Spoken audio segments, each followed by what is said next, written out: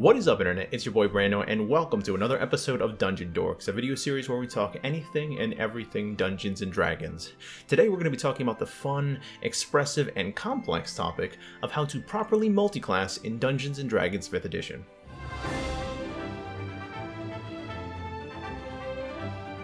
Sometimes your rage-addicted barbarian may also want to study the arcane.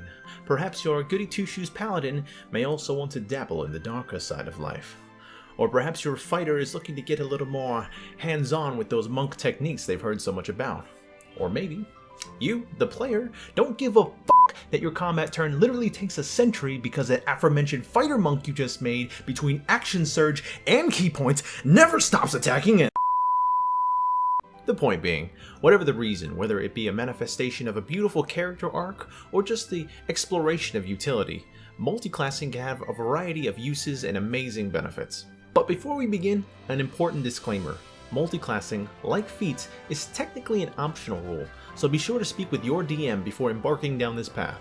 To begin, if those previous descriptions weren't clear enough, multiclassing is a way to achieve a higher level of character customization by taking multiple levels in different classes to bring whatever character concept you have to life. If you're relatively new to D&D and I've already lost you, I completely understand, and I'll be creating a video fully outlining the basics of character creation in the future. So, we're going to begin where most multiclass characters are born, when you level up. Unless your character was designed with multiple classes in mind, which we will get into later, when your character gains a level, you can choose to take a level in an alternative class to your current one. For clarification, your class levels are different than your overall character level. For example, if you took 5 class levels training as a wizard, and then 2 training as a ranger, then you are a combined character level of 7. This is important to note because this will inform your proficiency bonus as well as the amount of experience it takes for you to level up further. Another important thing to remember is that your overall character level caps out at a total of 20. So, if you choose to multiclass, you're probably going to miss out on some of those max level capstone features. Another big thing you're going to want to know are the ability score prerequisites.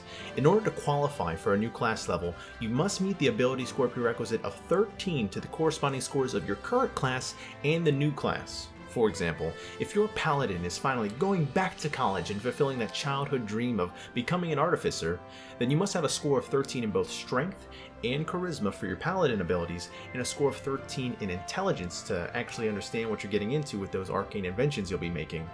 All of the ability score prerequisites are outlined on a table on page 163 of the player's handbook. So while you might have to actually spend time leveling up those ability scores before you can consider multiclassing, it's all part of the hero's journey.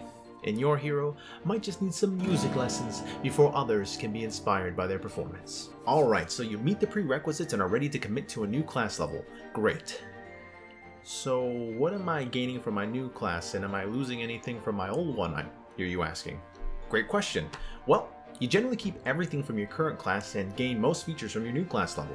One immediate effect you will notice will be on your hit points and hit dice. You'll gain the hit points from your new class as noted after level 1, and you'll gain the hit die for whatever type your new class has to offer. If your new class has the same hit die as your old one, great! Just put them all together and nothing really changes. But if your new class has different hit dice from your old one, you're going to have to keep them separate. So if your level 6 wizard has been hitting the gym and wants to try out that barbarian life, you're going to have now 6d6 and 1d12 in your hit dice box.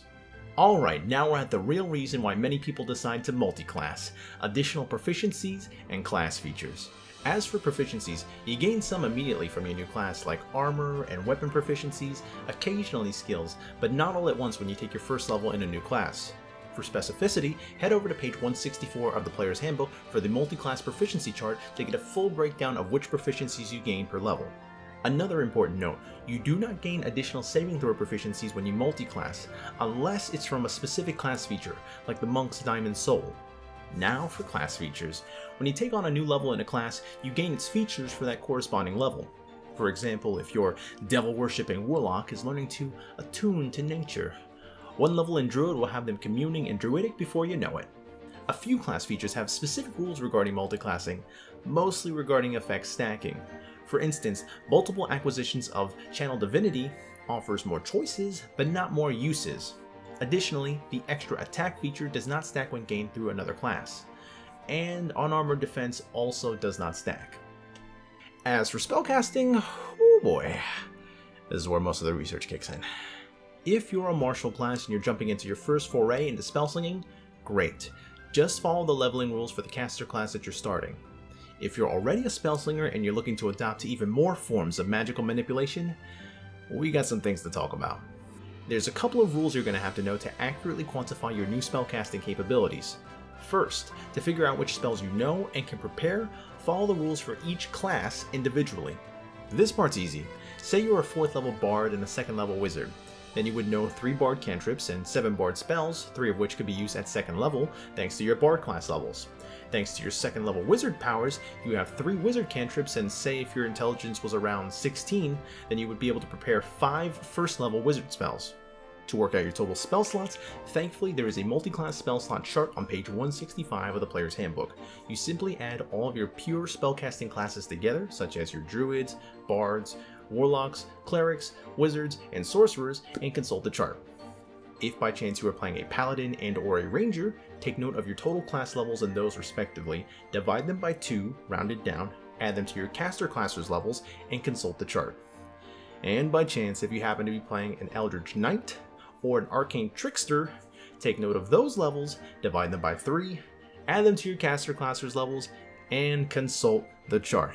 Whatever the total, thems are your motherfucking spell slots. A quick note, there is a likely scenario where you end up with higher level spell slots than spells you can actually use. This is totally normal and fine. You can still use these slots for your low level spells with the added bonus of the higher slot if your spell scales. Okay, I'm sure you got all of that down pat immediately. But if everything about multiclassing is still a bit hazy, feel free to either A, check pages 163 to 165 of the player's handbook, B, watch this video 50 more times, or C, feel free to leave a comment down below. I'll be happy to see if I can help. If you're still here, thank you so much for watching all the way through. I hope this video in some way has helped simplify multiclassing for you. As always, have a good day, have a good life, and I'll see you on the next one.